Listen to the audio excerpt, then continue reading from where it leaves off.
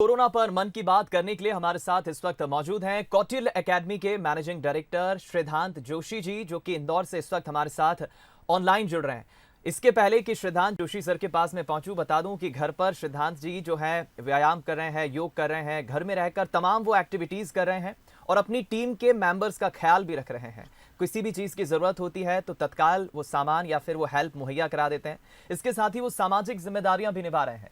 श्रीधांत जोशी अपनी टीम के जरिए ज़रूरतमंदों को भोजन सहित अन्य सामग्री भी पहुंचा रहे हैं और परिवार के लिए भी भरपूर समय दे रहे हैं। सर, बहुत बहुत स्वागत है आपका बंसल न्यूज़ पर। और इसमें कोई दौमत नहीं है, बिल्कुल नहीं हिचकिचाऊंगा कि मध्य प्रदेश में जब कॉम्पिटिटिव एग्जाम्स की बात होती है, प्रतियोगी परीक्षाओं की बात होती है, तो स्टूडेंट्स के मन में सिर्फ दो ही नामों का जिक्र होता है। एक होता है कौटिल्य एकेडमी और दूसरा श्रीधांत जोशी जी का मार्गदर्शन मिल जाए, उनका जो है कहीं ना कहीं प्रोत्साहन मिल जाए। सबसे पहले तमाम सवाल मैं पूछूं उसके पहले तो सर यही बताइए, कैसे आपका व्यक्तिगत समय, पर्सनल टाइम घर में बीत रहा है लॉकडाउन के वक्त?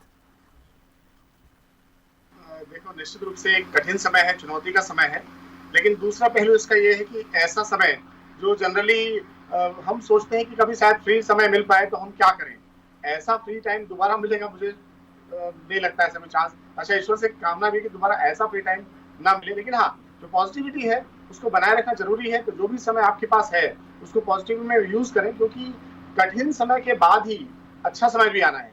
उस अच्छे समय की तैयारी के लिए उस सकारात्मकता का बनाए रखना ये अनिवार्य है।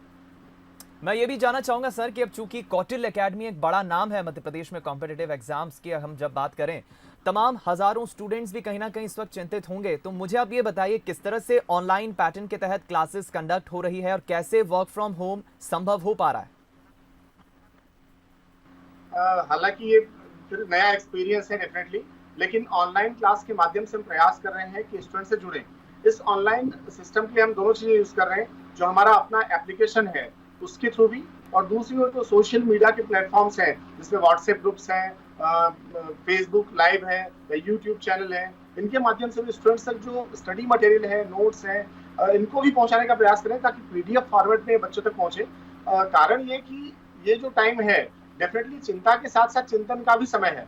अगर स्टूडेंट्स के पास वो कनेक्टिविटी बनी रहेगी, स्टडी मटेरियल और नोट्स पहुंचते रहेंगे, तो शायद वो पॉजिटिव वे में इस टाइम को यूज कर पाए, क्योंकि जैसे ही ये समस्याएं समाधान के रूप में बदलेंगी तो एग्जाम्स और सारी चीजें वैसे ही हैं। तो बच्चों को जोड़ के रखना पहली प्राथमिकता है कौटिल्य एकेडमी और टीम कौटिल्य की। इसलिए हम सोशल मीडिया, यूट्यूब और अपने एप्लीकेशन के माध्यम से स्टूडेंट्स से जुड़ने का प्रयास कर रहे हैं। चूंकि हम अलग अलग शख्सियतों से ये भी जानने की कोशिश कर रहे हैं सर कि वर्क फ्रॉम होम पैटर्न उनके लिए कितना चैलेंजिंग है या फिर कितना कारगर है।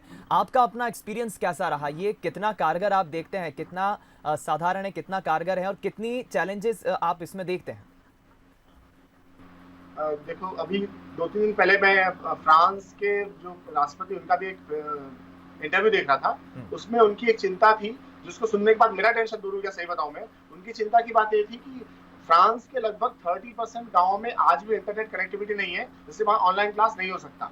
ये दरअसल मैं अपने मन के उस दुख को बता रहा था कि हमारे जो स्टूडेंट्स हैं वो मोस्टली सब अर्बन एरिया या रूरल बैकग्राउंड से हैं, और उन स्थानों पे इंफ्रास्ट्रक्चर, कंप्यूटर की अवेलेबिलिटी, प्रॉपर वे में वाईफाई और इंटरनेट का होना उतना आसान नहीं है। इससे नई चुनौती तो है डेफिनेटली, पर बावजूद उसके जितने लिमिटेड रिसोर्सेस हैं इनको यूज करते हुए स्टूडेंट से जुड़ना ये चैलेंजिंग भी है और इंटरेस्टिंग भी, क्योंकि इसके माध्यम से उनसे जुड़ना एक अनिवार्यता भी है, क्योंकि जब तक उन तक नहीं पहुंचे वो फिर अगर डिस्कनेक्ट हो गए कहीं सिस्टम से तो दोबारा जुड़ना बहुत भारी पड़ेगा। तो ये चैलेंजिंग है, मजेदार है, इंटरेस्टिंग है, और नया सीखने का चांस टीम कौटिल्य को भी मिला है और स्टूडेंट्स को भी। बिल्कुल ठीक कहा आपने, चैलेंजिंग भी है, कठिनाई भी है, लेकिन इसका एक मजा भी है और हम इस कठिनाई में भी एक अवसर प्राप्त करने की कोशिश कर रहे हैं। श्रीधांत जी, हम ये भी जानना चाहेंगे कि जिस तरह से तमाम जो चैलेंज इस वक्त पूरा दुनिया, हम पूरे विश्व की बात करें, महामारी से लड़ रहा है, इसका अंत कब होगा, वैक्सीनेशन कब निकलेगी और दुनिया सामान्य कब होगी, ये तो कोई नहीं जानता। लेकिन आने वाले वक्त में, आने वाले भविष्य में आप बदलाव किस तरह के देखते हैं? क्योंकि फिजिकल एक्टिविटीज जो अब तक होती थी, बहुत कुछ ऑनलाइन हो रही है। काम करने की प्रक्रियाओं में, मैनेजमेंट में किस तरह के बदलाव आप देखते हैं आने वाले वक्त में? देखिए, हम होमोसेपियंस सेपियंस प्रजाति के लोग हैं, और ये आज तक का इतिहास गवाह है कि जब कभी हमारे सामने कठिन परिस्थितियां, चुनौतियां आई हैं, तो ये प्रजाति हमेशा नए शक्ति के साथ और नए सिस्टम के साथ उभर के आई है। तो निश्चित रूप से ये भले एक कठिन समय है, लेकिन मैं बिल्कुल आशान्वित हूँ, जब ये कष्ट का समय समाप्त होगा तो हमारी फिर ये प्रजाति, ये जो सामाजिक व्यवस्था है, नए सशक्त रूप में उभर के आएगी। ईश्वर से यही प्रार्थना है, दुआ भी। लेकिन दूसरी ओर पॉइंट ये है कि ये जो काम करने का नया वर्क कल्चर डेवलप हुआ है, शायद भारत में इसको आने में अभी साल 2 साल और लग जाते, लेकिन इस लॉकडाउन पीरियड में हर किसी ने इसको अडॉप्ट कर लिया है। और एक इंपॉर्टेंट फैक्ट ये है कि यहाँ थोड़ी जागरूकता की आवश्यकता है। क्या है कि अभी ऑनलाइन और इंटरनेट लिटरेसी रेट, ये थोड़ा हमारे यहाँ इंडिया में प्रॉब्लमेटिक है। सभी लोगों को जानकारी नहीं है कि वायरस क्या होते हैं, हैकिंग कैसे किया जा सकता है, क्योंकि अधिकतर लोग जूम यूज कर रहे हैं। मैं कल 2-3 दिन से लगातार न्यूज देख रहा हूँ कि जूम एप्लीकेशन को ही हैकर्स टारगेट किए बैठे हैं। तो यहाँ जागरूकता के साथ एंटीवायरस यूज करते हुए और थोड़ी समझदारी दिखानी पड़ेगी सभी लोगों को। तो डेफिनेटली आने वाला समय बिल्कुल उज्जवल भविष्य के साथ है, उजागर है। और हम जो नए वर्क कल्चर को सीख रहे हैं, तो शायद ये आने वाला समय मार्केट को, काम करने के तरीके को और इंस्टीट्यूशंस को भी नए डायमेंशन में एस्टैब्लिश करेगा। मैं ये भी जानना चाहूंगा श्रीधांत जी कि स्टूडेंट्स की तरफ से आपको फीडबैक किस तरह का मिल रहा है? तमाम जो फैकल्टीज जब ऑनलाइन उनसे कॉन्वर्सेशन संवाद कर रही हैं और आप जब फैकल्टीज से बातचीत करते होंगे, तो किस तरह का जो है इनपुट आपको स्टूडेंट्स की तरफ से, रिस्पॉन्स किस तरह से मिल रहा है इस कठिनाई के दौर में? मिला जुला रिस्पॉन्स है, सही बताऊं मैं आपसे। कुछ जो स्टूडेंट्स जिनकी कनेक्टिविटी ठीक है, जो लगातार टच में है और उनको ये फैसिलिटी मिल गया, बहुत ज्यादा खुश है वो।